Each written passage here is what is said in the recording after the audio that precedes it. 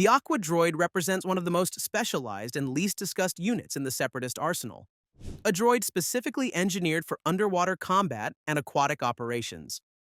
Most Clone Wars discussions focus on ground and air warfare, completely overlooking the critical naval and underwater battlefields where Aqua Droids operated with devastating effectiveness. Designed to function in deep ocean environments where conventional droids would malfunction, Aqua Droids possessed sealed armor, pressure-resistant circuitry, and specialized weaponry optimized for underwater combat. Their plasma cannons operated effectively in water environments where standard weapons became unreliable, giving them unchallenged dominance in submarine warfare scenarios. Planets like Mon Cala, Camino, and other water-rich worlds became critical battlefields during the Clone Wars. Yet the Aqua Droids that fought there remain invisible in most historical accounts. The reason for their obscurity was simple. Naval warfare never captured the same dramatic attention as large-scale planetary battles or space combat. But strategically, controlling underwater territories was crucial for securing planets and denying enemies access to critical resources. A handful of Aqua Droids could patrol vast underwater regions, making it impossible for clone forces to establish secure bases on water worlds without committing naval resources they rarely possessed. The Separatists understood this advantage and deployed Aqua Droids across every water world in their territory, creating underwater defensive perimeters that clones struggled to penetrate. Entire underwater cities and installations fell to coordinated Aqua Droid assaults that required specialized counter tactics to overcome. Yet because these victories occurred underwater and received minimal coverage in official battle reports, the Aqua Droid's strategic importance was systematically forgotten. The Tri-Droid, also known as the Separatist Tri-Walker, was a three-legged assault platform that never received the recognition of other vehicles like the AAT or STAB, yet proved surprisingly effective in specific combat situations. Standing roughly 4 meters tall with three stabilizing legs and a centralized turret, the Tri-Droid was designed for rapid deployment and mobility across rough terrain, where conventional wheeled or tracked vehicles became stuck. The three-legged configuration gave it exceptional stability on uneven ground and slopes that would topple bipedal walkers, making it ideal for mountainous planetary assaults and jungle warfare. Unlike lumbering ATTE walkers, which required time to position and setup, Tri-Droids could rapidly advance through broken terrain while maintaining accurate fire. Their relatively small size made them harder to target from a distance compared to massive walker units, allowing them to penetrate defensive lines without drawing the concentrated fire that would overwhelm larger, more obvious targets. During operations on Kashyyyk and other heavily forested worlds, Tri-Droids outperformed heavier walker units by virtue of their maneuverability and terrain compatibility. The problem was that they appeared in limited numbers and operated in specialized roles, rather than in the mass formations that defined Separatist assault doctrine. Military strategists often dismiss them as unnecessary redundancy when B-1 battle droids and AATs already existed. But in niche battlefield conditions, a single tri-droid operating with mobility and firepower superiority could accomplish more than dozens of less specialized units. The Separatists learned this lesson repeatedly, but never fully integrated tri-droids into their standard formations, treating them as specialized tools rather than core assets. The Dwarf Spider droid is one of the Separatists' most underutilized and least discussed siege weapons, despite being instrumental in planetary assaults across the Clone Wars. Standing only 2 meters tall with 4 articulated legs and a rotating turret-mounted laser cannon, the Dwarf Spider droid was specifically designed for urban warfare and fortified position elimination. Unlike larger walker units that were easy to spot and target from a distance, the Dwarf Spider moved with surprising speed and agility through rubble, building interiors and broken terrain where conventional vehicles became vulnerable. The droid's real advantage was its ability to scale vertical surfaces and operate in environments that would immobilize standard ground units. During the assault on Ryloth, Dwarf Spiders proved devastatingly effective climbing cliffsides and attacking clone positions from unexpected angles, forcing the Republic to adapt tactics and spread their defensive perimeter dangerously thin. What made them truly forgotten was that they operated in small squads rather than massive formations, making them less visually impressive in battle footage compared to legions of B-1s or AATs. But their strategic impact in specific tactical situations, urban assault, fortified position reduction, terrain warfare, made them far more valuable than their obscurity suggested. A squad of dwarf spider droids operating in coordinated terrain could neutralize a superior force by dictating engagement distances and angles, where their mobility advantage became overwhelming. The DSD-1 droid gunship was a heavily armored flying platform equipped with multiple laser cannons and missile pods, designed to provide aerial support and direct fire support from above. Unlike the nimble vulture droids that engaged in dogfighting, DSD-1s were slow, heavily protected, and optimized for ground support missions where their concentrated firepower could devastate stationary targets. They operated as flying artillery platforms, hovering above battlefields and raining fire down on clone positions, with firepower that ground units struggled to counter effectively. The DSD-1's armor plating was thick enough to withstand sustained blaster fire from clone forces, allowing it to maintain position and continue attacking even under heavy opposition. Multiple energy cannons and missile launchers gave it versatility: anti-personnel fire for troops, heavier ordnance for vehicles and structures. During operations where Separatist forces needed concentrated fire support without risking fighter pilots in extended dogfights, DSD-1s provided unmatched capability. What made them forgotten was their limited visibility during major battles.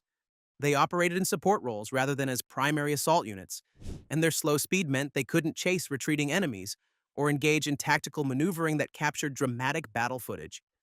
But in situations where controlling airspace was critical, providing cover for troop transports, protecting ground installations, or suppressing concentrated enemy positions, DSD-1 gunships proved invaluable.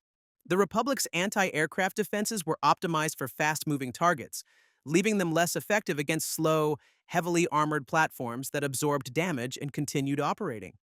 Several planetary campaigns were decided largely by DSD-1 dominance of local airspace, yet these victories are rarely discussed compared to dramatic starfighter duels or ground assaults. The Vulture droid is perhaps the most paradoxical droid in the Separatist arsenal, visually iconic and constantly present in Clone Wars battles, yet fundamentally misunderstood and underutilized compared to its actual combat potential. Unlike piloted starfighters that required skilled operators, Vulture droids were fully autonomous combat platforms, controlled by a central AI network, allowing the Separatists to field massive fighter squadrons without training expenses or pilot casualties. A single Vulture droid cost a fraction of what it took to train a clone pilot, yet possessed combat programming sophisticated enough to execute complex aerial maneuvers and adapt tactics based on enemy responses. The Vulture droid's real advantage was its ability to transform between starfighter and ground attack walker configurations, making it versatile across multiple combat scenarios. In starfighter mode, Vultures proved competitive with Republic fighters in certain tactical situations, particularly when operating in coordinated swarms, where individual skill mattered less than collective firepower. In Walker mode, they became effective anti-personnel platforms capable of devastating ground positions. What made them forgotten was the persistent narrative that Vulture droids were inferior to piloted fighters like the V-Wing or ARC-170. This comparison missed the strategic reality. Vultures weren't meant to be individually superior, but to overwhelm through numbers and versatility. A formation of 50 Vulture droids operating in coordinated assault patterns could neutralize superior fighters through sheer concentrated firepower and tactical flexibility. The Separatists never fully exploited Vulture potential because they treated them as substitutes for conventional starfighters, rather than as unique asymmetrical platforms with their own distinct tactical advantages. Properly deployed in specialized formations, Vultures could have achieved air superiority across multiple theaters simultaneously. The IG-100 Magna Guard represents one of the Separatists' most sophisticated and dangerous combat units, yet they remain largely forgotten in discussions of Clone Wars military assets. Unlike mass-produced battle droids, Magna Guards were elite units built for close-quarters combat and bodyguard operations, equipped with electrostaff weapons that could match lightsabers in direct confrontation. General Grievous famously commanded a squad of Magna Guards as his personal security, and their combat effectiveness against even experienced Jedi demonstrated their exceptional capability. Magna Guards possessed sophisticated combat programming that allowed them to adapt fighting styles based on opponent tactics, making them unpredictable and dangerous to engage. Their armor plating was thicker than standard droids, giving them durability that made them expensive investments. Each Magna Guard cost significantly more than dozens of B-1 units. The Separatists limited Magna Guard production specifically to preserve their elite status and tactical advantage. What made them forgotten was their limited deployment. Magna Guards operated in small, specialized squads rather than in the massive army formations that defined Clone Wars imagery. They appeared primarily in personal escort roles or critical security operations, where their individual excellence mattered more than numerical strength. But in situations where quality trumped quantity, protecting high-value targets, defending command centers, or engaging elite clone units like Clone Force 99, Magna Guards proved devastatingly effective. A single Magna Guard could hold off multiple clone troopers indefinitely, making them disproportionately valuable assets that the Separatists rarely risked in conventional battles where they might be overwhelmed by sheer numbers. The NRN-99 droid tank is one of the most obscure heavy weapons platforms in the Separatist arsenal, rarely discussed despite its devastating firepower and strategic importance in planetary assault operations. Standing significantly taller than standard AAT tanks and equipped with heavier armor plating, the Persuader was designed as a breakthrough weapon, a mobile fortress capable of punching through fortified clone positions and establishing beachheads for follow-up assault forces. The Persuader's primary armament consisted of a massive rotating turret equipped with heavy plasma cannons capable of penetrating reinforced fortifications that standard blasters couldn't scratch. Unlike faster, more maneuverable tanks that prioritize speed over firepower, the Persuader sacrificed mobility for overwhelming destructive capability. A single Persuader advancing across a battlefield could suppress entire clone battalions through sheer firepower concentration, forcing defensive lines to collapse rather than attempt direct confrontation. What made them forgotten was their extreme rarity. The Separatists produced Persuaders in limited numbers because of their enormous cost and resource requirements. They appeared sporadically in major planetary assaults where breakthrough capability was essential, but never in sufficient numbers to dominate entire campaigns. Each Persuader represented a massive investment of resources that could have produced hundreds of standard droids, making them strategically controversial despite their combat effectiveness. The few times Persuaders were deployed, particularly during planetary assaults where entrenched clone positions required heavy firepower, they proved devastatingly effective. But because they operated in ones and twos rather than in formations, and because their strategic impact was localized rather than galactic in scope, the Persuader-class droid tank disappeared from historical records almost entirely. The Separatists underutilized this weapon specifically when it might have provided breakthrough capability at crucial moments.